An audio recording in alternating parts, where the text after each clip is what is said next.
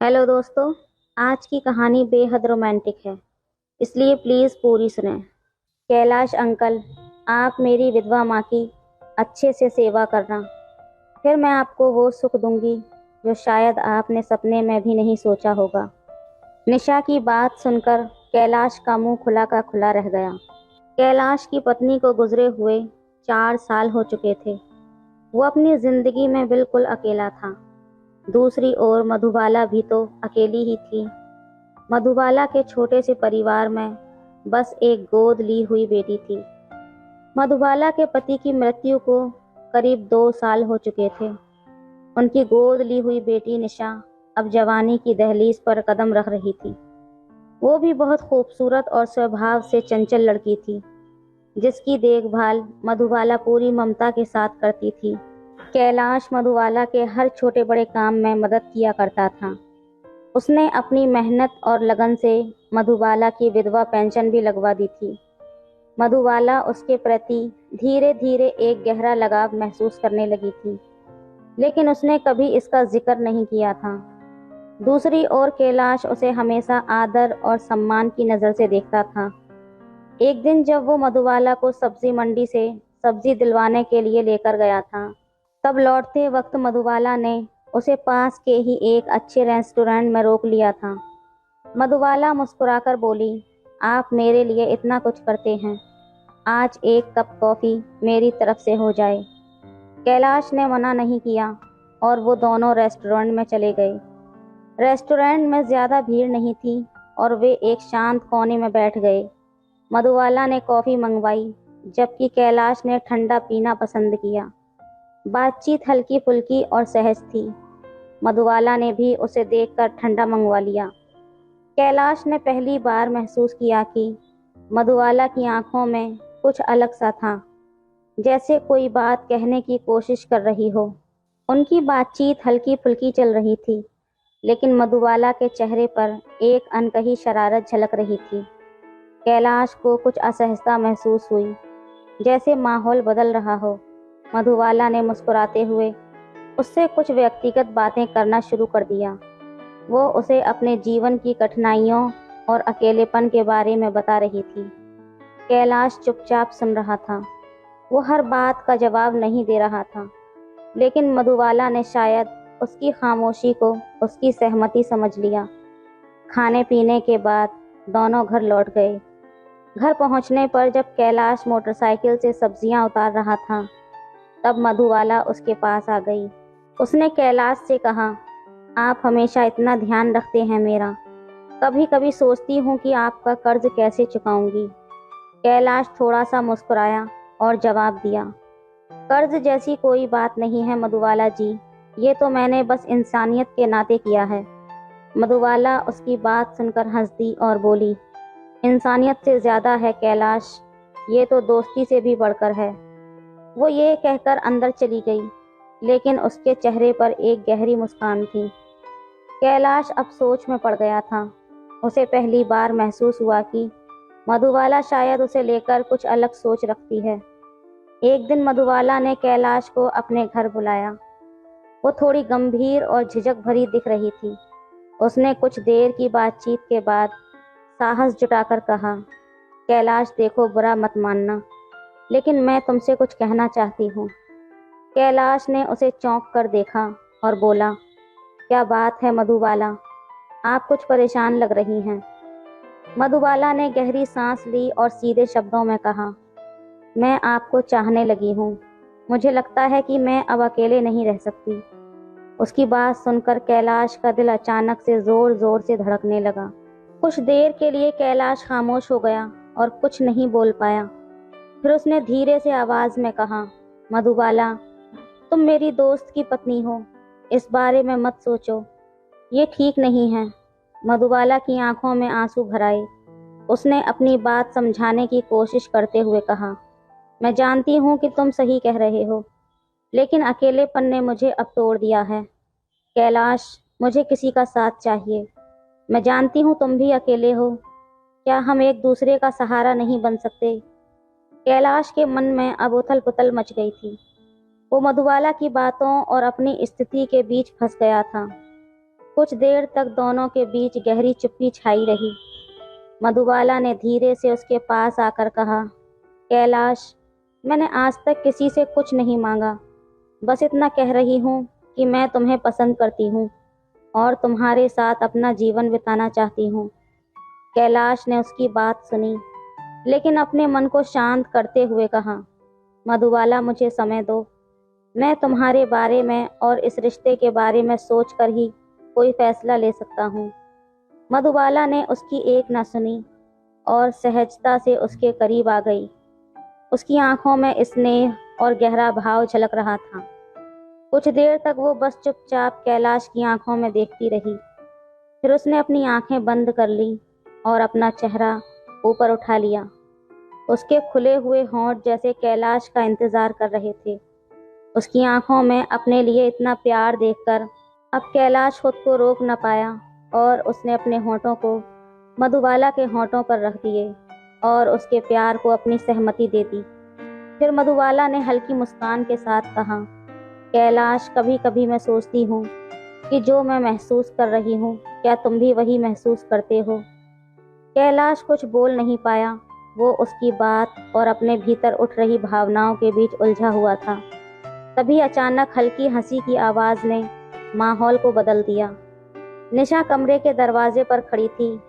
उसने ताली बजाते हुए कहा, अरे वाह मम्मी, आपने तो सब कुछ साफ ही कर दिया। अब अंकल को तो हाँ कहना ही पड़ेगा। मधुबाला एकदम से चौंक गई और तुरंत पीछे हट गई। उसकी शर्म से लाल हो रही आंखें अब निशा की ओर देख रही थीं। उसने हल्के गुस्से में कहा, निशा, यहाँ से अभी के अभी जाओ। बड़ी होशियार हो गई हो तुम। निशा हंसते हुए बोली, अरे मम्मी, मैं तो बस मजाक कर रही थी। मैं तो बस जा ही रही हूँ। आप दोनों बातें करो। अंकल लगे रहिए। उसकी बात सुनकर कैलाश पूरी तरह असहज हो गया। उसके मन में एक डर और झिझक घर कर गई कि कहीं निशा ये सब किसी और से ना कह दे। लेकिन निशा मुस्कुराती हुई चली गई। उसके जाने के बाद मधुबाला ने फिर से शांत होकर कैलाश से कहा, देखो, मैं अपनी भावनाओं को दबा नहीं सकती। तुम ऑफिस के बाद ज़रूर आना, मैं तुम्हारा इंतज़ार करूंगी। कैलाश ने कोई जवाब न दिया और बस सर हिलाकर बाहर जाने लगा। मधुबाला ने उसका हाथ थामा और दरवाजे तक छोड़ने आई। निशा ने जाते जाते मुस्कुराकर कहा, अंकल, जल्दी आना, मम्मी की हर बात सुननी पड़ती है। मधुबाला हल्के से हंसी और निशा के गले लग गई।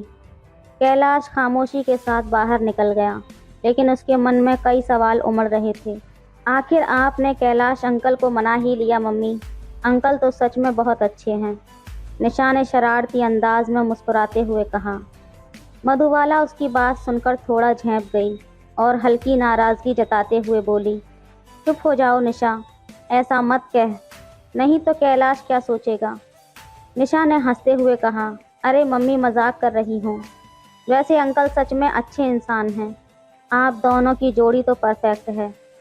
ये सुनकर मधुबाला ने उसे गौर से देखा और कहा, अब जाओ यहाँ से, शरारतें मत करो। कैलाश निशा और मधुबाला की शरारतें भरी बातें सुनकर मुस्कुराने लगा। उसने सहजता से कहा, आप दोनों तो बहुत मस्त बातें करती हैं। खैर, मैं शाम को ज़रूर आऊँगा। ये सब कहने के बाद भी कैलाश के दिल में अजीब सी खलबली मची हुई थी। दिन भर ऑफिस के काम करते हुए उसके मन में यही सवाल बार बार उठता रहा कि ये सब क्या हो रहा है। क्या मधुबाला सच में मुझे पसंद करती है? उसने खुद से कई बार ये सवाल किया। उसके मन में मधुबाला की बातों और निशा की शरारतों के बीच की कड़ियाँ जुड़ने लगी थी। उसे लगने लगा था कि मधुबाला का लगाव शायद सिर्फ दोस्ती तक सीमित नहीं है।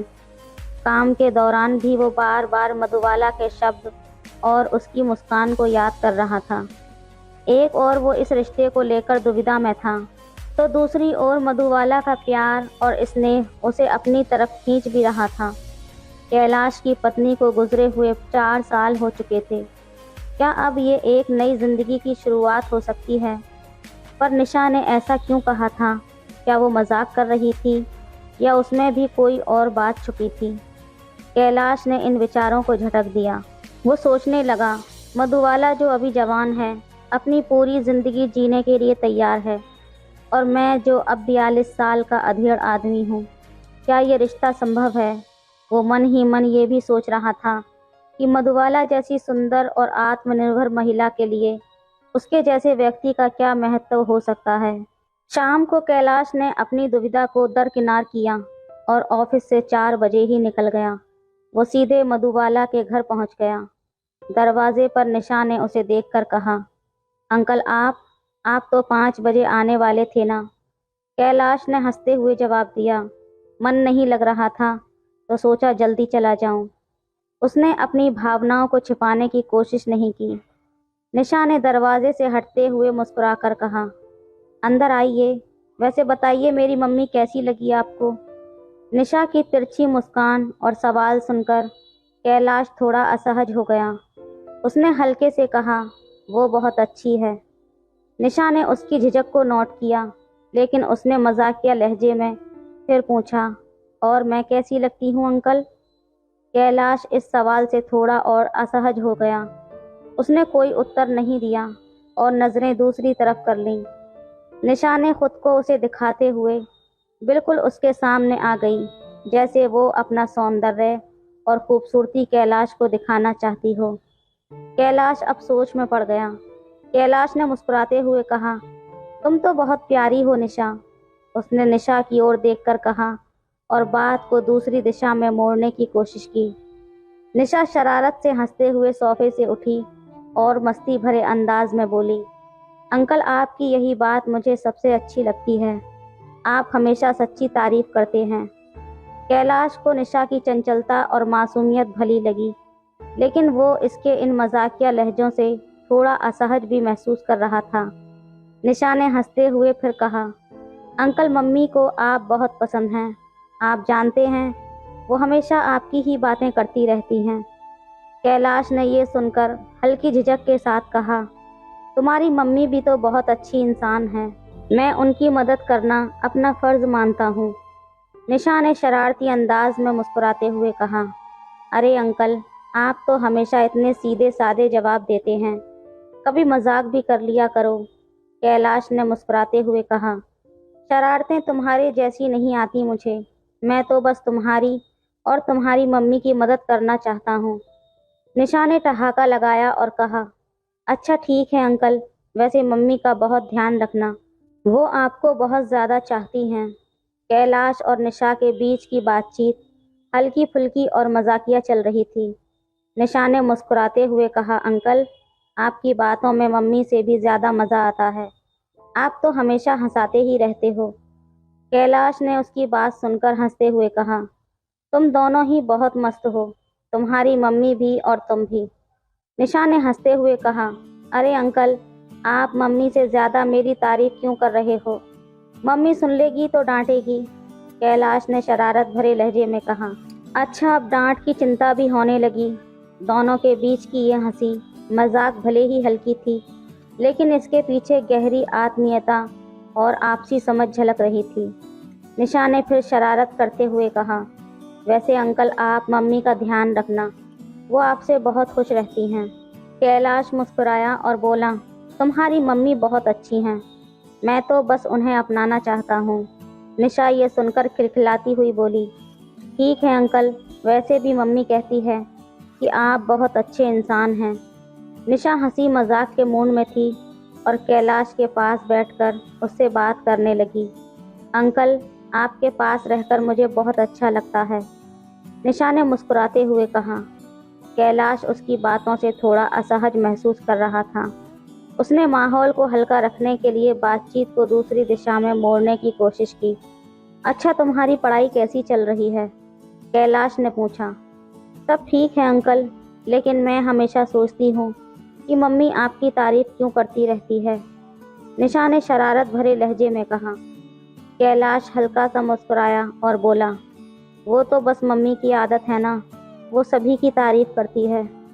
निशा ने गंभीर होकर कहा, लेकिन अंकल आप सच में बहुत अच्छे इंसान हैं।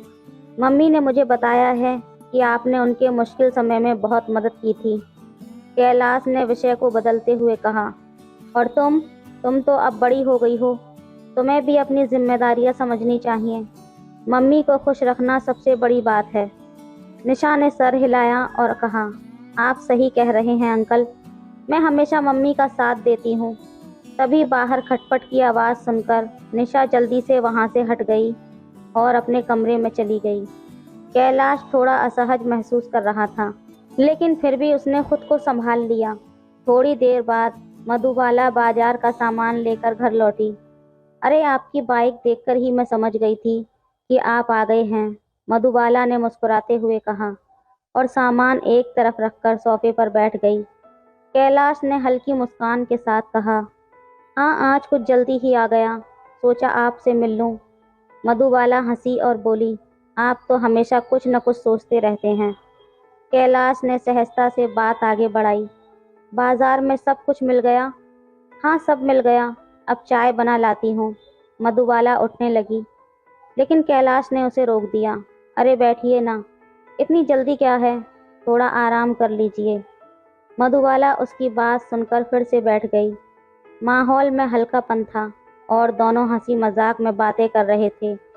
तभी निशा कमरे से बाहर आकर बोली, अरे मम्मी, आप तो अंकल के साथ गप्पे मारने में व्यस्त हैं, चाय भी पिलाइए ना। मधुबाला ने हंसते हुए कहा, अच्छा अच्छा, तुम चाय का इंतज़ाम करो, मैं अंकल से बातें करती हूँ। निशा ने मुस्कुराते हुए सर हिलाया और रसोई की ओर चली गई। कैलाश और मधुबाला की दोस्ती धीरे धीरे गहरी हो रही थी। मधुबाला ने अपने जीवन की कठिनाइयों को पीछे छोड़कर एक नई शुरुआत करने का साहस दिखाया था और कैलाश ने इसमें उसका साथ दिया था। दोनों ने शादी कर ली। एक दिन मधुबाला ने चाय बनाते हुए कहा, आप सच में हमारे परिवार का हिस्सा बन गए हैं। निशा भी अब आपको अपना अच्छा दोस्त मानने लगी है। कैलाश मुस्कुराते हुए बोला, ये तो आपका और निशा का अपनापन है, मैंने तो बस वही किया जो एक अच्छा दोस्त करता है। निशा ने कमरे में आते हुए कहा, अंकल, आप और मम्मी बातें ही करते रहेंगे या कभी हमारे साथ फिल्म भी देखने चलेंगे? अरे चलेंगे, क्यों नहीं चलेंगे, लेकिन पहले ये बताओ कि तुम पढ़ाई पर भी ध्यान दे रही हो या नहीं? कैलाश ने हल्के मजाकिया लहजे में पूछा। अरे अंकल, मैं सब मैनेज कर लेती हूँ, और हाँ, मम्मी को भी थोड़ा एंजॉय करने दीजिए, वो आपके साथ बहुत खुश रहती हैं, निशा ने हंसते हुए कहा। मधुबाला ने मुस्कुराकर कहा, ये लड़की भी ना हमेशा मजाक करती रहती है, लेकिन सच कहूँ तो आप दोनों के साथ वक्त बिताना मुझे भी अच्छा लगता है। कैलाश ने सहजता से जवाब दिया। शाम का माहौल हल्का फुल्का और खुशनुमा था। तीनों ने मिलकर साथ में चाय पी, कुछ मज़ेदार कहानियाँ साझा की और हंसी खुशी का समय बिताया। मधुबाला ने मोबाइल उठाकर कैलाश को फ़ोन लगाया। फ़ोन की घंटी सुनते ही कैलाश ने मोबाइल निकाला और हंसते हुए बोला, हेलो, कौन? मैं, मधुबाला। दूसरी ओर से आवाज़ आई। कैलाश ने हंसते हुए कहा, अरे इतनी औपचारिक क्यों हो रही हो, कुछ काम था क्या? नहीं, बस ऐसे ही सोचा आपको फ़ोन कर लूं। मधुबाला मुस्कुराई। निशा जो पास में ही खड़ी थी, वो भी इस बातचीत को सुनकर मुस्कुरा दी। अंकल, मम्मी आपको फ़ोन पर परेशान कर रही हैं, तो मैं उनकी जगह बात कर सकती हूँ, उसने मजाक में कहा। अरे नहीं नहीं, तुम्हारी मम्मी से बात करना कोई परेशानी नहीं, बल्कि खुशी की बात है, कैलाश ने माहौल को हल्का करते हुए जवाब दिया। तीनों ने एक दूसरे की ओर देखा और हंस पड़े। मधुबाला ने फ़ोन रखते हुए कहा, देखा, अब आपको बार बार फ़ोन करना पड़ेगा, तो ठीक है, जब भी ज़रूरत हो मुझे फ़ोन कर सकती हो, मैं हमेशा हाजिर रहूँगा, कैलाश ने आत्मीयता से कहा। शाम को तीनों ने साथ बैठकर चाय पी और हंसी मजाक में समय बिताया। उनका रिश्ता अब पहले से ज़्यादा सहज और घनिष्ठ हो गया था। मधुबाला और निशा ने महसूस किया कि कैलाश उनकी ज़िंदगी का एक महत्वपूर्ण हिस्सा बन चुका था। उनकी ज़िंदगी अब एक नई दिशा में बढ़ रही थी, जहां खुशी और अपनापन उनके हर दिन की कहानी का हिस्सा था।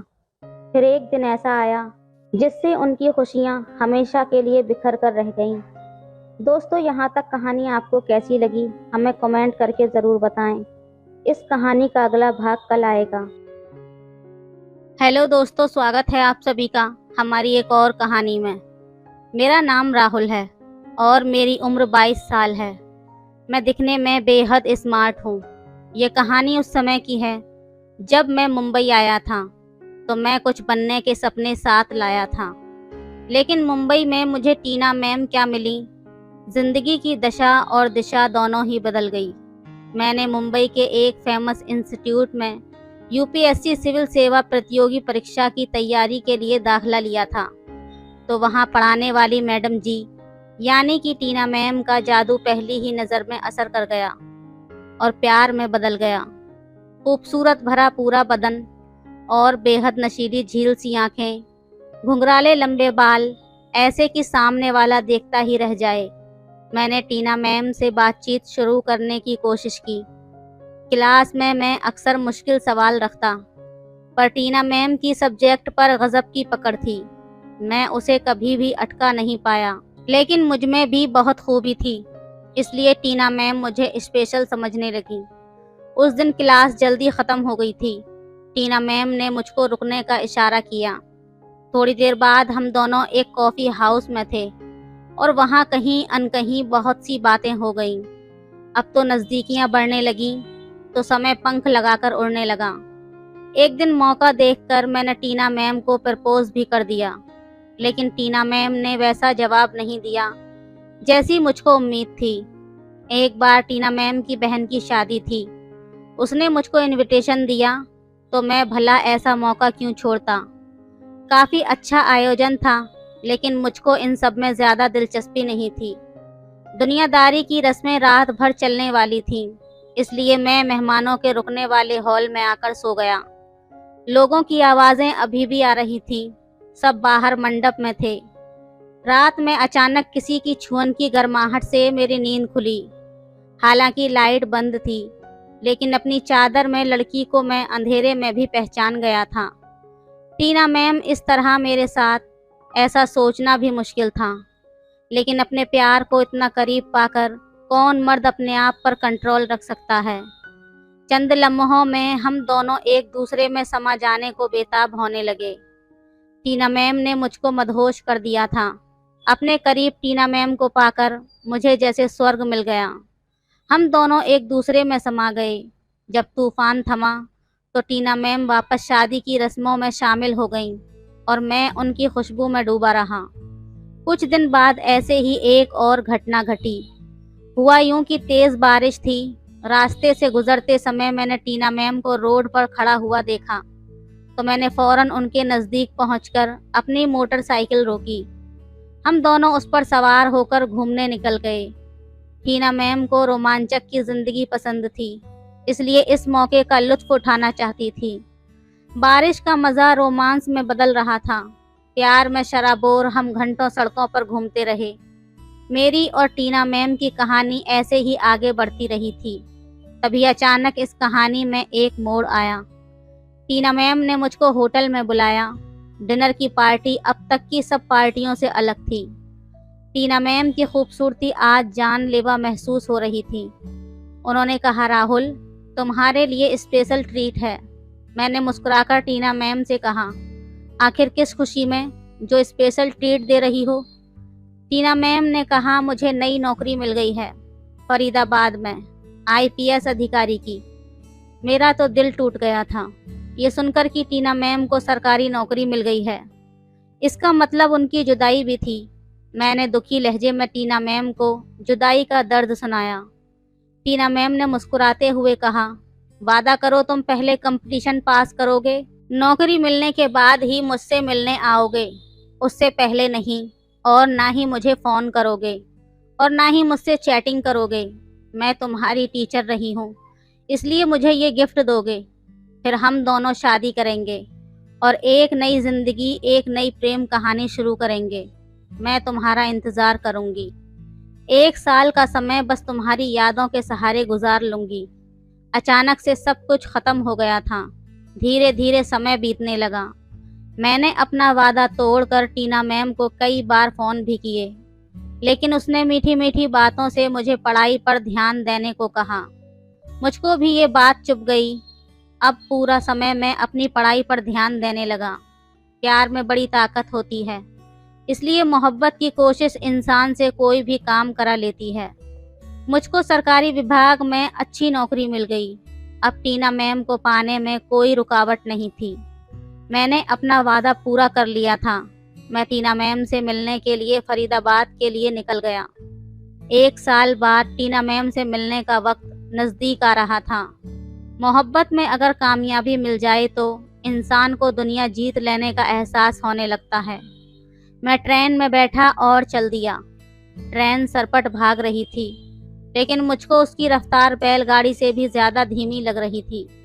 रात का 1 बज रहा था। मैंने एक पत्रिका निकालकर अपना ध्यान उसमें बांटना चाहा, लेकिन बेजान काले हुरूफ और कागज़ टीना मैम की कल्पना की क्या बराबरी करते। टीना मैम तो ऐसा ख्वाब थी जिसे पूरा करने में मैंने खुद को रोक लिया था। उसकी हर शर्त, हर हिदायत को आज मैंने पूरा कर दिया था। अब फैसला टीना मैम का था। मैंने मोबाइल फ़ोन निकाला और टीना मैम का नंबर डायल किया। फिर अचानक फ़ोन काट दिया। मुझे याद आया कि टीना मैम ने यही तो कहा था कि जब सच में कुछ बन जाओ तब मोहब्बत को पाने की बात करना, उससे पहले नहीं। मैं तब तक तुम्हारा इंतज़ार करूंगी। फिर मैंने मोबाइल फ़ोन वापस अपनी जेब के हवाले कर दिया।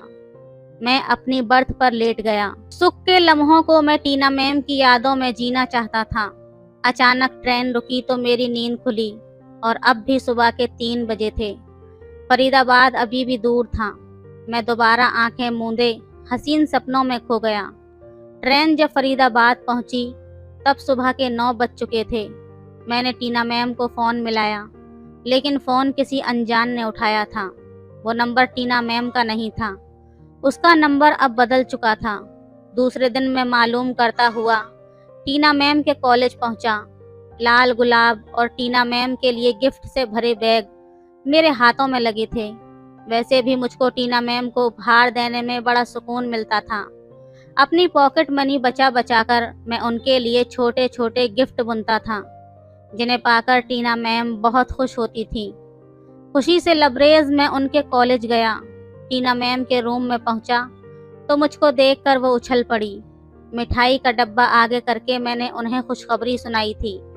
टीना मैम ने एक टुकड़ा मुंह में रखा और मुझको शुभकामनाएं दी। मुझ में भी सब्र कहाँ था। मैंने आगे बढ़कर उनका हाथ थाम लिया।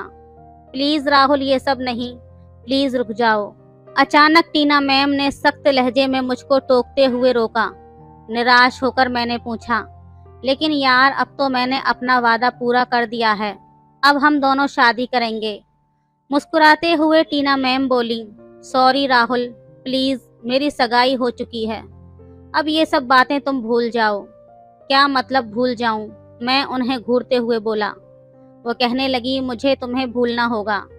वो सब तो मजाक की बातें थीं।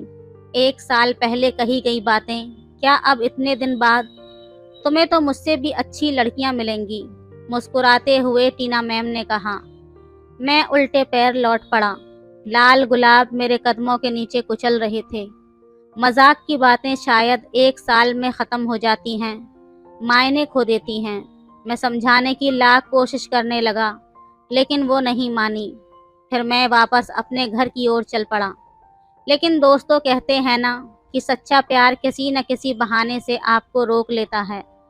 फिर टीना मैम ने मुझे पीछे से इशारा किया और बोली, रुको, मुझे थोड़ा वक्त चाहिए। मैंने टीना मैम को कहा, तुम्हारे पास आज रात तक का वक्त है, तुम मुझे बता देना। उसके बाद मैं वहीं पर एक कमरा लेकर रहने लगा। फिर अगले सुबह टीना मैम मेरे उस कमरे पर आईं और उसने अंदर आते ही मुझे अपने गले लगा लिया। उसके बाद टीना मैम ने मुझे बताया कि मेरी मंगनी तो हो चुकी है, लेकिन फिर भी मैं तुमसे प्यार करती हूँ। मेरे माँ बाप तुमसे शादी के लिए नहीं मानेंगे, क्योंकि तुम उम्र में मुझसे छोटे हो।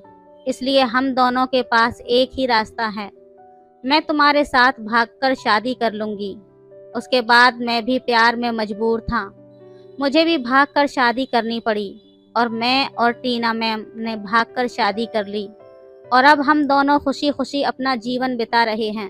तो दोस्तों, ये थी आज की कहानी आपको कैसी लगी हमें कमेंट करके ज़रूर बताएं। वीडियो अच्छी लगे तो लाइक करें, शेयर करें, सब्सक्राइब करें। धन्यवाद। सब्सक्राइब करें। मैंने जब से उस लड़की को देखा था मेरे जज्बात बेकाबू होने लगे थे। उसे देखते ही मन में बड़े ही अजीब अजीब से ख्याल आने लगते। उसकी खूबसूरती मेरे दिल में पूरी तरह उतर चुकी थी। अब तो बस मन में एक ही इच्छा थी कि कब मुझे मौका मिले और कब मैं उसके साथ रात रंगीन करूं। और वो मौका मुझे बहुत जल्द मिल गया। मेरी पत्नी एक हफ्ते के लिए अपने अंकल के यहाँ चली गई। बस फिर क्या था, मैंने टीना को बताया कि मेरी पत्नी अपने अंकल के घर गई हुई है। अब हम दोनों के पास बहुत अच्छा मौका है। ये सुनकर वो भी बहुत ज़्यादा खुश हो गई, क्योंकि वो भी मेरे साथ वक्त गुजारने के लिए बेतहाशा तड़प रही थी। बस फिर क्या था, उस रात हम दोनों ने मिलकर। मेरा नाम राजेश है और मेरी उम्र 30 साल है। मैं एक हॉस्पिटल में कंपाउंडर का काम करता हूँ और मैं शादीशुदा हूँ और मेरा एक बेटा और एक बेटी भी है। हमारे हॉस्पिटल में एक लड़की काम करने आई थी। वो बहुत ही ज़्यादा खूबसूरत थी। उसका नाम टीना था। उसकी उम्र यही कोई 18 साल थी। एक तो कम उम्र, ऊपर से चढ़ती जवानी देखकर मैं तो बावला सा हो गया था। मैं तो ये भी भूल चुका था कि मैं एक शादीशुदा मर्द हूँ। जब वो पहली बार हॉस्पिटल में आई तो हॉस्पिटल में काम करने वाले मेरे सारे दोस्त और नर्स उसको देखते ही रह गए थे। फिर जब टीना की प्यार भरी नज़र मुझ पर पड़ी तो तब से मानो मैं तो मछली की तरह तड़प उठा था। हमारे हॉस्पिटल के सारे मर्दों में मैं ही एक शादीशुदा था। ऐसे में टीना पर मेरा जादू चलना किसी चमत्कार से कम नहीं था। पर अब जब ये चमत्कार हो गया था, तब से मैं सभी को आहें भरते देखकर खुद पर कुछ ज़्यादा ही नाज कर बैठा था। मैंने तो सपने में भी नहीं सोचा था कि उस एक नज़र पर टीना मुझ पर फिदा हो जाएगी। पता नहीं उस हसीना को मुझ में ऐसा क्या नज़र आया था जो मुझे अपना दिल दे बैठी थी। लंच करते वक्त मैं आहें भरता हुआ सबसे कह रहा था, भाई लोग, अब ये बेचारा दिल ही तो है। अब ये किसी पर आ जाए तो इसमें उस मासूम हसीना का क्या कसूर। मेरे इस मजाक पर सभी खिलखिलाकर हंस पड़े। कैंटीन में घुसते वक्त जब मैंने अपने साथियों की बातें सुनी तो मैं मन ही मन इतरा उठा था और अपना लंच बॉक्स उठाकर दोबारा अपनी सीट पर आकर बैठ गया। अपने हॉस्पिटल के सारे आशिकों के जलते हुए दिलों से निकलती हुई आहें मेरे मन को ऐसा सुकून दे रही थी कि मैं खुशी से चलते फिरते हुए कुछ खा ही नहीं पाया था। तब मैंने चपरासी से चाय मंगवाई और अपनी चाय पीकर फिर से अपने काम में जुट गया। वैसे तो इस वक्त मैं एक पेशेंट को जांच कर रहा था, पर मेरा ध्यान तो टीना के इर्द गिर्द ही घूम रहा था। उसकी खूबसूरती, उसका गोरा बदन, तीखे नैन नक्श, सुलझे हुए बाल और उस पर मदमस्त चाल। सच में टीना एक ऐसा कंप्लीट पैकेज थी जिसके लिए जितनी भी कीमत चुकाई जाए कम है।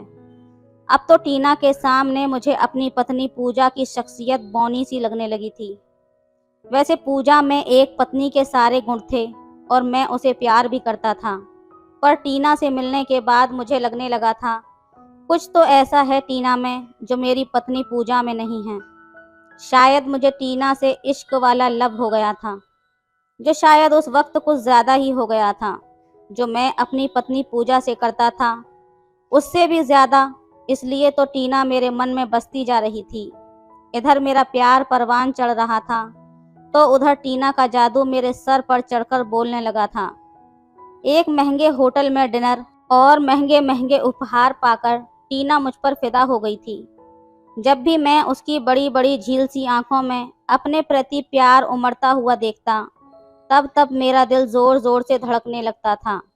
अब तो सिर्फ इसी बात की इच्छा होती थी कि न जाने ऐसा वक्त कब आएगा जब टीना के प्यार भरी नज़रें मुझ पर पड़ेंगी और उस प्यार भरी बारिश में मेरा मन भीग जाएगा। बस इसी कल्पना की चाह में मैं फिर से जी उठा था। ऐसा लगता था मानो मैं उस मंजिल को पा गया हूँ जहाँ धरती और आसमान एक हो जाते हैं।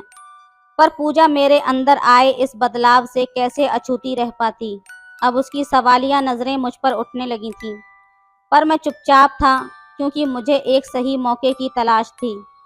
रात को सोते वक्त जब कभी पूजा मेरे नज़दीक आने की कोशिश करती, तब मैं जानबूझकर उसको अनदेखा कर देता। मैं तो मुंह फेर कर सो जाता था और वो आंसू बहाती रहती थी। मुझे उसका रोना अखरता था, पर मैं क्या करता। मैं तो अपने दिल के हाथों मजबूर था। बीतते समय के साथ साथ मेरी टीना को पाने की चाहत बढ़ने लगी थी, क्योंकि टीना की बड़ी बड़ी आंखों में मेरे प्रति प्यार का सागर तेजी से हिलोरे लेने लगा था। अब मुझे लगने लगा था कि शायद सही वक्त आ गया है जब मुझे पूजा से तलाक लेकर टीना को अपना बना लेना चाहिए। तभी मेरी इस बोरिंग भरी जिंदगी में खुशियों के फूल खिल पाएंगे। अभी मैं सही मौके की तलाश में था कि अचानक मेरी किस्मत मुझ पर कुछ ज्यादा ही मेहरबान हो गई। पूजा के अंकल की अचानक बीमार होने की खबर आई। वो 1 हफ्ते के लिए अपने अंकल के यहाँ चली गई। मुझे तो मानो गड़ा हुआ चिराग मिल गया। पूजा मुझे बोली, सुनो जी, मैं गाँव जा रही हूँ। पूजा अपना सामान पैक करते हुए मुझसे फ़ोन पर कह रही थी। तो मैंने कहा, तुम जल्दी से निकलो, मेरी चिंता मत करो, वरना तुम्हारी शाम वाली बस छूट जाएगी। फिर उसने कहा कि मैं काकी को बोल दूंगी, वो सुबह शाम आपका मनपसंद का खाना बनाकर दे दिया करेंगी। पूजा तो अभी भी मेरे लिए परेशान थी। मैंने भी अपनी चालाकी दिखाते हुए कहा, पूजा, मैं तो चाह रहा था कि मैं दफ्तर से जल्दी निकलकर तुम्हें बस स्टैंड तक छोड़ दूं, पर क्या करूं, इतना ज़्यादा काम जो है। इतना कहकर पूजा ने फ़ोन रख दिया कि नहीं जी, आप अपना काम करो, मैं खुद चली जाऊंगी। पूजा का इस तरह अचानक चले जाना मुझे एक अनजानी सी खुशी दे गया था। मैं तो बावला सा हो गया और सोचता कि यहाँ हॉस्पिटल में ही टीना को सब कुछ बताकर अपने घर ले जाऊंगा। पर फिर कुछ सोचने के बाद मुझे यही लगा कि मैं अपने घर पहुंचकर फ्रेश होने के बाद ही टीना से मिलने जाऊंगा। बस फिर क्या था, मैं तुरंत घर पहुंचा और अच्छी तरह तैयार होकर टीना के पास पहुंच गया। दरवाजे की घंटी बजाने पर दरवाज़ा टीना ने नहीं बल्कि किसी मोटी सी औरत ने खोला था। उस औरत ने बेरुखी से देखा और बोली, मिस टीना ऊपर रहती हैं। फिर मैं ऊपर चला गया। जब मैं टीना के कमरे में पहुंचा तब मैंने देखा कि वो किसी गाने पर डांस कर रही थी। कमरे में चारों तरफ कपड़े बिखरे हुए थे और झूठे बर्तन यहाँ वहाँ लुढ़के पड़े थे। वो मुझे अचानक सामने देखकर हड़बड़ा गई थी। जल्दी से यहाँ वहाँ पड़ा हुआ सामान समेटने लगी। फिर उसने सामने पड़ी हुई कुर्सी पर धूल साफ की और मुझे बैठने का इशारा किया। फिर वो मेरे लिए पानी लेने के लिए चली गई। टीना के जाने के बाद जब मैंने कमरे के चारों तरफ नज़र घुमाई तो इर्द गिर्द जमी मोटी सी परत धूल को पाया। इतना गंदा कमरा देखकर मेरा तो जी मिचलाने लगा था। अब धीरे धीरे मुझे अपनी पूजा की कदर समझ आने लगी थी। वो तो सारा घर शीशे की तरह चमका कर रखती थी, तब भी मैं उसे टोकता ही रहता हूँ। पर यहाँ तो गंदगी का ऐसा आलम था कि पूछो ही मत। थोड़ी देर में टीना मुझे चाय थमाते हुए बोली, ये लो स्पेशल चाय। डिनर के वक्त चाय देखकर मेरे सर पर चढ़ा इश्क का भूत बिखरने लगा। टीना अपना पसीना पोंछते हुए बोली, वो क्या है ना, मुझे तो बस यही बनाना आता है, क्योंकि सारा खाना तो काम वाली ही बनाती है। तो मैं समझ गया कि अब तक मैं जो कुछ भी टीना के लिए महसूस कर रहा था वो तो सिर्फ एक छलावा था। मेरा उखड़ा हुआ मूड देखकर तुरंत टीना ने अपना अगला पासा फेंका। वो तुरंत मेरे पास आई और मेरे साथ लिपट गई। मुझसे कहने लगी, मैं अब तुम्हारे बगैर नहीं रह सकती। तुम्हें देखते ही मेरे जज्बात बेकाबू हो जाते हैं। आज मेरा बहुत मन कर रहा है। वो मुझे मदहोश करने लगी थी। सच बताऊं तो मैं भी घर से इसी इरादे से आया था, लेकिन वहाँ के हालात देखकर और उसकी चाल देखकर मेरे सर से इश्क का भूत उतर गया था। लेकिन टीना के साथ वो सब करने की इच्छा ने मुझे अंधा कर दिया था। मैं फिर भी उसके साथ संबंध बनाना चाहता था। उसके बाद तो आप समझ ही सकते हैं। मैंने उसके साथ 2 घंटे तक वक्त बिताया और जब हम दोनों आराम करने लगे फिर टीना मुझसे बोली, तुम अपनी पत्नी को तलाक दे दो और मेरे नाम अपना फ्लैट कर दो, फिर देखो कि मैं तुम्हें कैसे स्वर्ग की सैर कराती हूँ। उसके मुंह से ऐसी बातें सुनकर मेरा तो सर ही घूम गया। फिर मैंने कहा कि प्यार बिना शर्त के होता है टीना बेबी। मैं उस समय सिर्फ इतना ही कह पाया था। टीना ने हंसते हुए बोला कि आजकल कुछ भी मुफ्त में नहीं मिलता मिस्टर, हर चीज़ की कीमत होती है और हर किसी को कीमत चुकानी पड़ती है। टीना के प्यार का ये घिनौना रूप देखकर मैं तो टूट सा गया था और उसे धक्का देकर बाहर आ गया। टीना मुझे और कुछ कह पाती तब तक मैं अपनी कार में बैठ चुका था और मेरे इश्क वाले लब का भूत उतर चुका था। मैं जल्दी से अपने घर की ओर चल पड़ा। उस दिन मैंने सबक सीख लिया था कि आपकी भोली भाली पत्नी से ज़्यादा प्यार आपको दुनिया में कोई पराई औरत नहीं कर सकती, और वैसे सुख आपको कोई भी नहीं दे सकती जो आपकी धर्म पत्नी दे सकती है। फिर अगले दिन मैं अपने हॉस्पिटल गया और हेड डॉक्टर से कहा, सर मेरा ट्रांसफ़र गांव में करवा दीजिए, आपकी बहुत ही मेहरबानी होगी। मैं सर का हर काम बहुत अच्छे से करता था। तो उन्होंने कहा, वहाँ गांव में ट्रांसफ़र करवा कर क्या करोगे? अगर बोलो तो मैं दिल्ली या मुंबई में करवा देता हूँ। तभी मैंने अपने सर से ज़रा सी बात ऐसी कही, सर मेरी पत्नी गांव में गई हुई है, उसके अंकल की तबीयत बिगड़ी हुई है, और सर मेरा मन बिल्कुल भी यहाँ नहीं लग रहा उसके बिना। फौरन ही सर ने मेरे जज्बात को समझ लिया और मेरा ट्रांसफ़र गांव में करवा दिया। मैं भी अब टीना के चंगुल से दूर जाना चाहता था, क्योंकि वो प्यार नहीं सिर्फ अपना काम निकलवाना चाहती थी। अगले दिन मैं गांव आ गया और अपना नंबर बदल लिया और फिर अपनी पत्नी के पास आ गया। वो देखते ही मुझसे लिपटकर रोने लगी। मैंने उसे समझाया कि मैं आ गया हूँ ना, सब ठीक हो जाएगा। पूजा अब चुप भी हो जाओ। अब फिर दोस्तों रात हुई तो अपने बेटे और बेटी को सुला दिया। फिर मैं अपनी पत्नी से अपने रूठेपन के लिए माफ़ी मांगने लगा। तो उसने बोला, आप अपने ऑफिस की वजह से परेशान थे, इसलिए आपने मुझ पर ध्यान नहीं दिया, इसमें आपकी कोई गलती नहीं है। फिर मुझे बहुत बड़ा धक्का लगा ये सुनकर कि मेरी पत्नी कितना प्यार करती है मुझसे, और मैं इसको ही धोखा देने वाला था। खैर दोस्तों, मैं अपनी पत्नी से ये वादा किया कि अब से चाहे कुछ भी हो जाए, मैं उसे अकेला नहीं छोड़ूंगा। उसके बाद मैंने प्यार से अपनी पत्नी को गले लगा लिया। सच कहूँ तो मुझे अपनी पत्नी की बाहों में आज बहुत सुकून मिल रहा था। मैं उस चालाक लोमड़ी के चक्कर में अपनी वफादार पत्नी को खोने वाला था। ये सोच सोच कर तो मेरा दिमाग खराब होने लगा था। दोस्तों, जो प्यार हमारी अपनी पत्नी हमें दे सकती है, वो बाहर की कोई लड़की नहीं दे सकती। वो तो बस हमारे पैसों पर ही नज़र रखेगी। इसलिए अपने जीवन साथी के साथ हमेशा वफादार रहें। तो दोस्तों, ये थी आज की कहानी। आपकी क्या राय है इस कहानी पर, हमें कमेंट में ज़रूर बताएं। वीडियो अच्छी लगे तो लाइक करें, शेयर करें, सब्सक्राइब करें। धन्यवाद करें। मैं 18 साल की थी, लेकिन मुझे बड़ी उम्र के मर्द बहुत ज़्यादा पसंद थे। शादी हुई तो पति के बजाय ससुर पर आशिक हो गई। ससुर की खिदमत करने के बहाने उनको बार बार हाथ लगाती। मेरे ससुर काफ़ी रोमांटिक किस्म के इंसान थे। मैं उनके साथ वक्त गुजारने के लिए मचलती रहती। एक रात मेरा शौहर घर से बाहर था, तो मैं ससुर के कमरे में रेड कलर की नाइटी पहनकर चली गई। उन्होंने कहा, बहू मेरे पैर दबा दो, लेकिन मैंने लाइट ऑफ कर दी और पाँव दबाने के बहाने ससुर के साथ शादी की रात में दुल्हन बनी बैठी थी। मेरा दिल अपने शौहर की रोमांटिक बातें सुनने के लिए बड़ा बेताब था, जैसा कि हर लड़की का होता है। मैंने तो अपनी शादी के हवाले से बड़ा कुछ सोच रखा था कि शामिर कमरे में आएगा, मेरे पास बैठेगा, मुझसे मोहब्बत का इजहार करेगा। मैं अपनी आज की रात को यादगार बनाना चाहती थी। मैंने इस रात के इतने ख्वाब सजाए थे कि मैं बयान नहीं कर सकती। जब शामिर कमरे में आया तो मैं मन ही मन मुस्कुराई थी। दिल में गुदगुदाने वाले ख्यालात आने लगे थे। एक अजीब सी हलचल मचने लगी थी। शामिर मेरे पास आकर बैठ गया, एक नज़र मुझ पर डाली। मेरे चेहरे की मुस्कुराहट तो जैसे गायब ही नहीं हो रही थी। कहने लगा, तौबा तौबा, कितना बड़ा जुल्म है लड़कियों पर। उसकी ये बात मेरे लिए कुछ गैर मुनासिब थी। मैंने उसकी तरफ देखा तो वो मेरी भारी भरकम उरूसी लिबास को देख रहा था। कहने लगा, सोनिया जाओ यार, कपड़े बदल कर आओ, मुझे तो तुम्हें देखकर कुछ हो रहा है। पता नहीं तुम लड़कियां इतना भारी लिबास पहनकर इतने घंटे स्टेज पर बैठकर अपने सब्र का इम्तिहान क्यों देती हो? ऊपर से ये इतनी भारी ज्वेलरी, तुम्हें देखकर मुझे न जाने कुछ हो रहा है। उसके चेहरे पर बेजारी थी।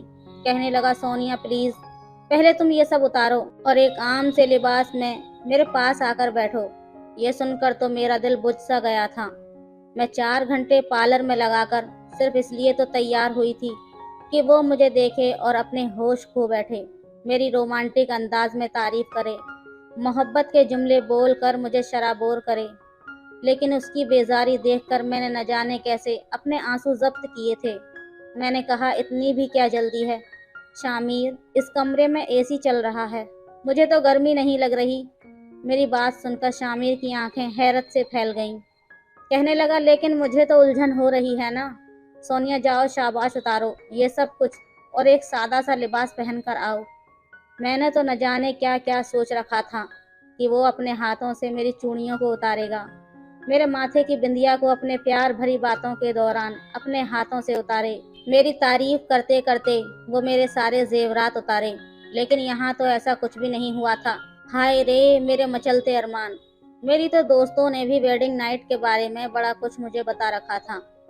शौहर शादी की रात प्यार का इजहार करते हैं, ऐसा कहते हैं वैसा कहते हैं, लेकिन शामिर तो बिल्कुल वैसा न था। बहरहाल मेरा दिल बुझ कर रह गया था। मैं अपने बेड से उठकर खड़ी हो गई। अलमारी में से एक सादा सा लिबास निकालकर मैं बदलने के लिए चली गई। जब मैं अपना मेकअप को धो रही थी तो मेरी आंखों से आंसू बह रहे थे। मैंने तो पार्लर वाली की जान खा ली थी कि देखो बड़ा अच्छा मेकअप करना, कि मेरा शौहर मुझे देखते ही मेरा दीवाना हो जाए।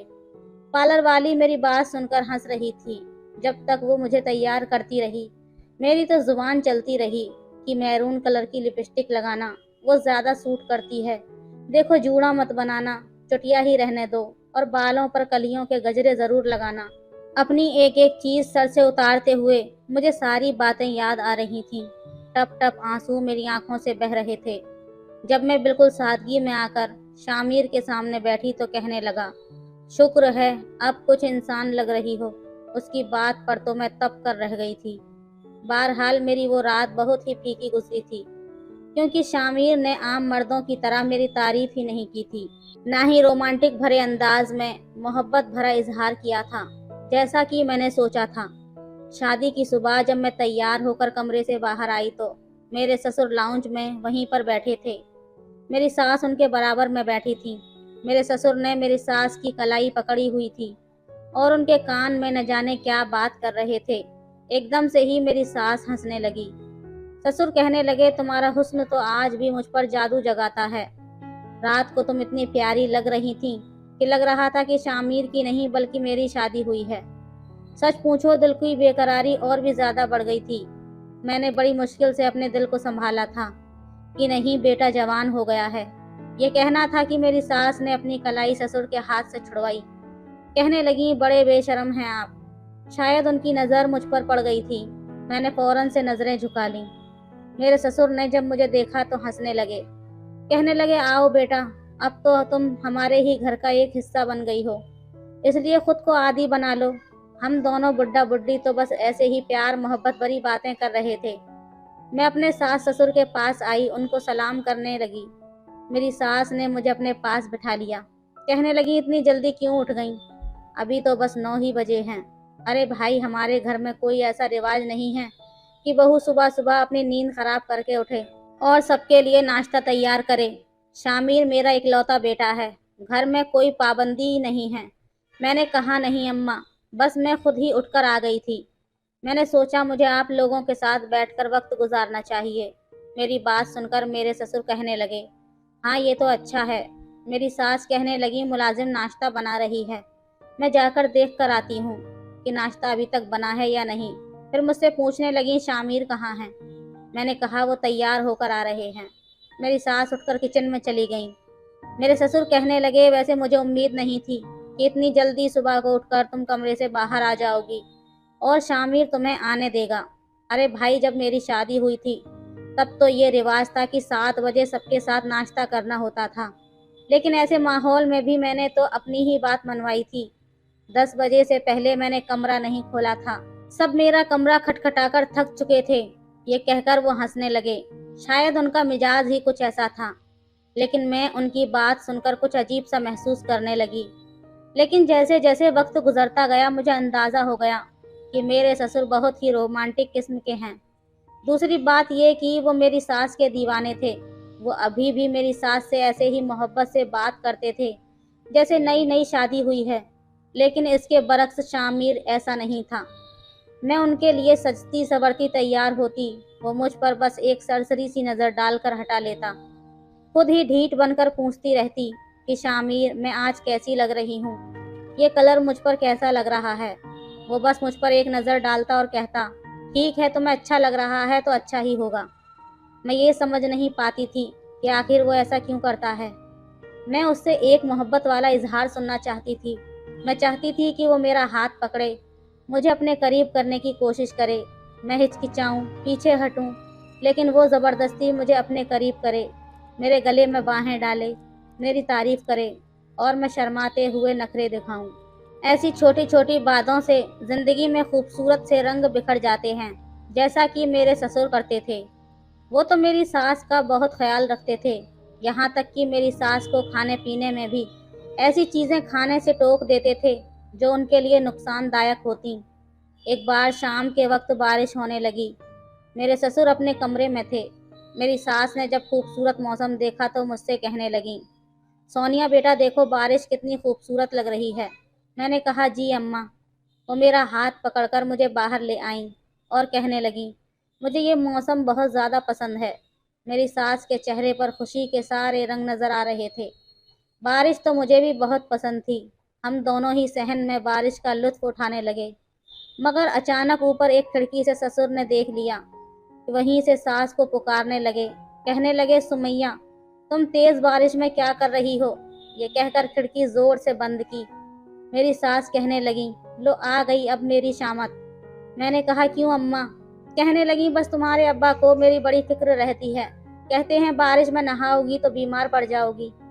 मेरी सास अभी ये बात कह रही थी कि मेरे ससुर आ गए।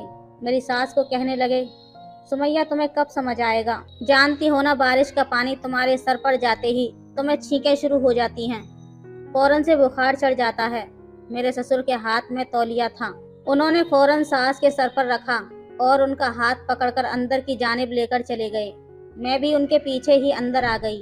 उन्होंने जल्दी से मेरी सास को सोफे पर बिठाया, उनके सर पर तौलिया रगड़ने लगे ताकि उनके गीले बाल खुश्क हो जाएं। मेरी सास छींके मारने लगी। ससुर कहने लगे, देखा ना, मुझे इसी बात का डर था, तुम्हें अपनी जरा भी परवाह नहीं है। अजीब हो तुम। ये देखकर मेरा दिल एक बारगी से धड़का था कि काश कभी शामिर भी मेरे साथ ऐसी मोहब्बत का इजहार करे। उसके अब्बा तो वारी सदके जाते हैं अपनी बीवी पर, कितना ख्याल रखते हैं वो मेरी सास का। कहने लगे, सुमैया अगर तुम्हें कुछ हो गया तो खुदा की कसम मैं भी मर जाऊंगा।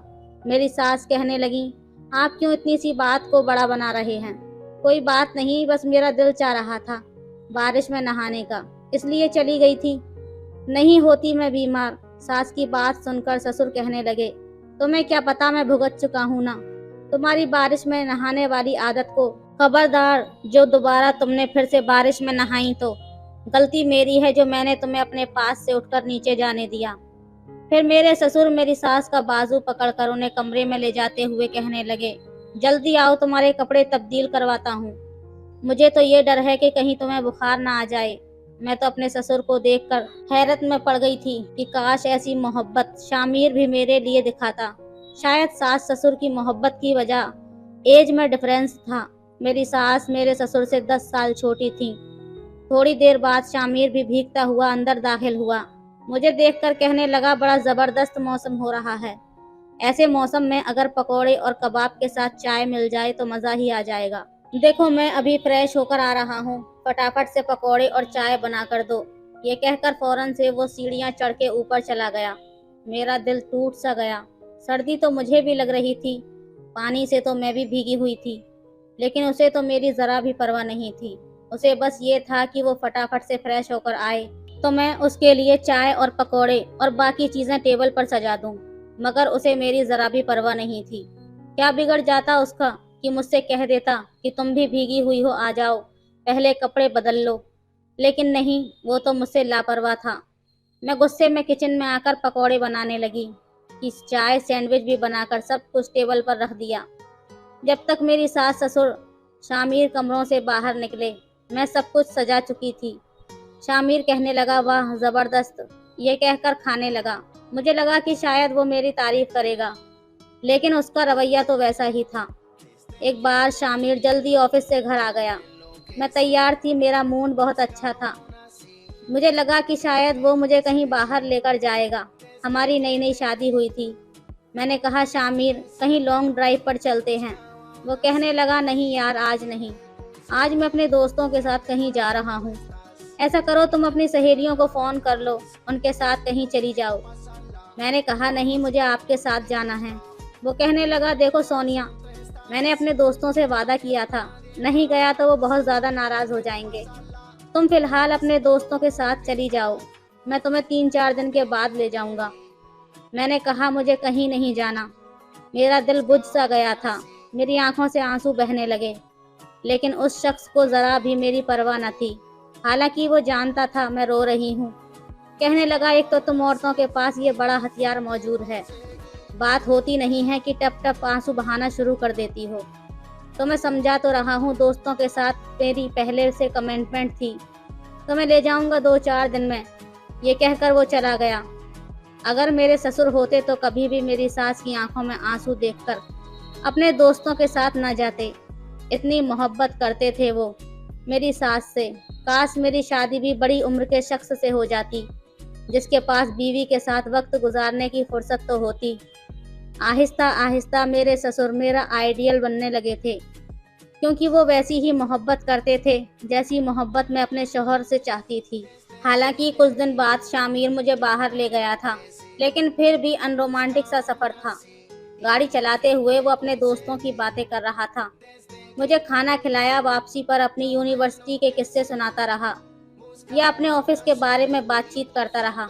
एक बार भी उसने मेरी तरफ नहीं देखा, एक बार भी उसने मेरी तारीफ नहीं की, ये नहीं कहा कि तुम बहुत अच्छी लग रही हो। मैं अब बुझी बुझी सी रहने लगी थी। मेरे ससुर का ये हाल था कि मेरा भी वो लिहाज नहीं करते थे, मेरे सामने ही मेरी सास के करीब होने लगते, पुराने दिनों की बातें दोहराने लगते जो शायद उनकी बहुत रोमांटिक गुजरी थी। कहने लगे, तुम्हारा हुस्न तो कभी कम होने का नाम ही नहीं लेता सुमैया। जब तक तुम्हारा हुस्न जोबन पर रहेगा, मेरी गुस्ताखियां तो यूं ही जारी रहेंगी, चाहे मैं दादा ही क्यों ना बन जाऊं। सास ससुर के अलावा घर में कोई न था, इसलिए मुझे उनके साथ बैठना उठना पड़ता था। और जैसी जैसी बातें मेरे ससुर मेरी सास से कहते थे, मेरे दिल में बेख्तियारियां बढ़ने लगती थीं। ऐसी ही बातें मेरे भी कान सुनना चाहते थे कि कोई मुझसे भी मोहब्बत का इजहार करता, ऐसा ही प्यार करता जैसा मेरा ससुर मेरी सास से करता है। मैंने सोचा कि शायद मैं शामिर से कतराना शुरू कर दूं, तो शायद उसे मेरी कदर हो जाएगी। मैं उसके पीछे पीछे रहती हूँ, इसलिए उसे मेरी कदर नहीं है। एक बार शामिर मुझसे कहने लगा, जाओ चलो जल्दी से तैयार होकर आ जाओ, मैं तुम्हें कहीं घुमा कर लाता हूँ, काफ़ी दिनों से तुम कहीं पर नहीं गई हो। मैंने कहा, नहीं, मैं ड्राइवर के साथ चली जाऊंगी, मुझे आपके साथ नहीं जाना। मुझे लगा शामिर पूछेगा क्यों नहीं जाना, वजह बताओ, तो मैं उसे नखरे दिखाऊंगी, उसे कहूंगी कि वो मेरे साथ इतनी बेमुरव्वत तरीके से रहता है, इसलिए मैं उससे नाराज हूँ। वो शायद मुझे मनाएगा, मगर उसने कहा, चलो ठीक है, तुम खुद चली जाना। उसने तो बात ही खत्म कर दी। मैं बुझे हुए दिल के साथ कमरे से बाहर निकली थी। मेरी सास ससुर का कमरा खुला हुआ था। ससुर मेरी सास के बालों में कलियों के गजरे लगा रहे थे, कानों में सरगोशियां कर रहे थे, जिस पर मेरी सास मुस्कुरा रही थीं। बार बार मेरे ससुर की छेड़छाड़ पर उनके हाथ पीछे कर रही थीं। क्या आप कभी नहीं सुधरेंगे? अपनी उम्र देखें और अपने काम देखें। और वो उन्हें कहने लगे, दिल जवान होना चाहिए, उम्र का कुछ नहीं होता। एक बार मेरी सास मेरे ससुर से कहने लगी कि वो अपनी बहन से मिलने जाना चाहती हैं। 2 साल हो गए हैं, लेकिन वो इस बार भी उनके घर नहीं गईं। मगर ससुर कहने लगे कि तुम वहाँ चली गईं तो मेरा क्या होगा? मैं तो तुम्हारे बिना देवदास बन जाऊंगा। मैं तुम्हारी 2 घंटे की जुदाई बर्दाश्त नहीं कर सकता। ये सुनकर मेरे दिल में ख्वाहिश होती थी कि काश मेरी शादी किसी ऐसे ही शख्स से हो जाती जैसे कि मेरे ससुर हैं। मैं तो खुद को बड़ा खुशनसीब समझती। एक मेरा शौहर है, उसे मेरी कोई परवाह ही नहीं है। कहता है, जाओ अपनी दोस्तों के साथ घूमा फिरा करो, अपनी लाइफ एंजॉय करो। खुद भी अपने दोस्तों के साथ रहना पसंद करता है। और एक मेरा ससुर है, जिसे मेरी सास के बगैर 2 घंटे रहना पसंद नहीं है। मैं अपने ससुर से इस कदर मुतासिर हो चुकी थी कि अंदर ही अंदर कहीं मुझे ये ख्वाहिश होने लगी कि वो मेरी सास को छोड़कर मेरी तारीफ करें। जैसी मोहब्बत का इजहार मेरी सास से करते हैं, वैसे ही लफ्ज़ मेरे भी कान सुना करें। मैंने अपने ससुर के आगे पीछे फिरना शुरू कर दिया। उनका हर काम मैं करने लगी। हालांकि पहले ये सब काम मेरी सास करती थी। जैसे ही वो लाउंज में आकर बैठे, मैंने फटाफट से चाय बनाई और अपने ससुर के सामने रख दी। मुझे चाय के कप के साथ देखकर वो कुछ हैरान हुए। कहने लगे, सुमैया किधर है? मैंने कहा अब अम्मा को छुट्टी भी दे दें, कब से वो आपकी खिदमत कर रही हैं, अब आप मुझे अपनी खिदमत का मौका दें। ये सुनकर वो मुस्कुराने लगे, कहने लगे हाँ ये तो ठीक कह रही हो, लेकिन क्या है ना कि मुझे उसके हाथ की चाय की आदत पड़ गई है। मैंने कहा मैं भी बहुत अच्छी चाय बनाती हूँ, आप पीकर तो देखें। उन्होंने चाय का एक घूंट लिया और कहने लगे वाह तुम्हारे हाथ में भी तुम्हारी सास जैसा जादू है, बहुत अच्छी चाय बनाई है तुमने। अगर ये चाय तुम्हारे सास के हाथों से बनी होती तो मैं उसके हाथों को जरूर चूम लेता। ये कहकर वो चाय का कप होठों पर लगाने लगे और मैं अपने हाथों को देखने लगी, जिन्हें आज तक मेरे शौहर ने पकड़कर अपने होठों पर नहीं लगाया था, कभी मेरी तारीफ भी नहीं की थी। मेरी सास जब कमरे से बाहर आई और ससुर को चाय पीते देखा तो कहने लगी शुक्र है आज आपने अपनी बहू के हाथ की चाय पी ली, वरना मैं यही सोच रही थी कि बाहर जाऊंगी आपको चाय बना कर दूंगी। उनके चेहरे से लग रहा था जैसे वो बहुत ज्यादा थकी थकी सी हैं। ससुर कहने लगे अब ये मत समझना कि तुम्हारी छुट्टी हो गई है, आज तो बहू बनाकर ले आई है। मैंने चाय पी ली, लेकिन कल से चाय तुम ही बनाकर दोगी। अरे जो मजा तुम्हारे हाथ में है वो किसी और के हाथ में कहाँ। अब जब भी मेरे ससुर घर आते मैं भागी दौड़ी उनके पास चली जाती, उनके हाथ से सामान पकड़ लेती, क्योंकि घर का राशन वही लेकर आते थे। मैं उनके हाथ से शॉपर पकड़ती, फटाफट शरबत का गिलास बनाकर उन्हें पेश कर देती। जब वो मेरे हाथ से गिलास लेकर पी लेते, लेकिन फौरन से सुमैया सुमैया कहने लगते।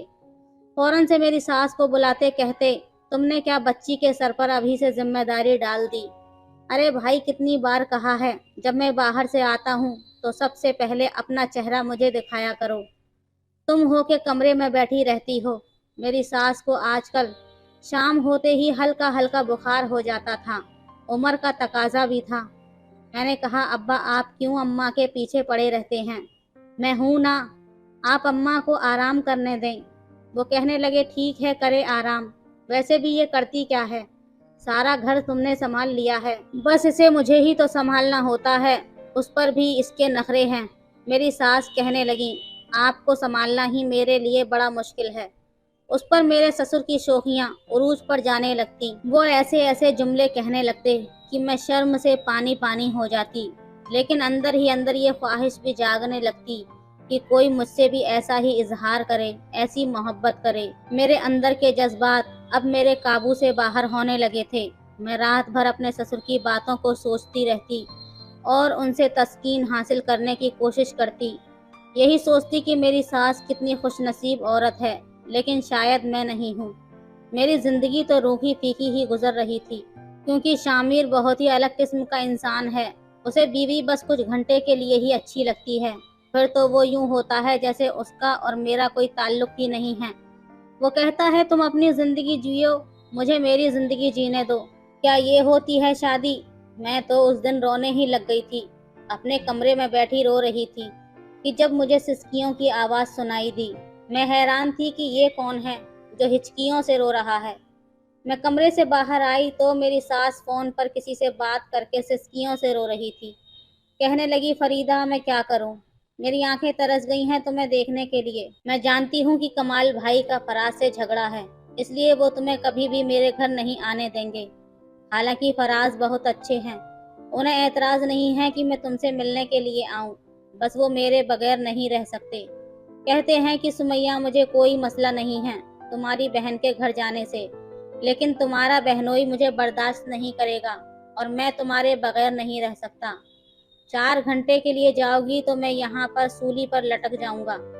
अब तुम बताओ मैं क्या करूं, मेरा दिल तड़प रहा है तुम्हारा चेहरा देखने को।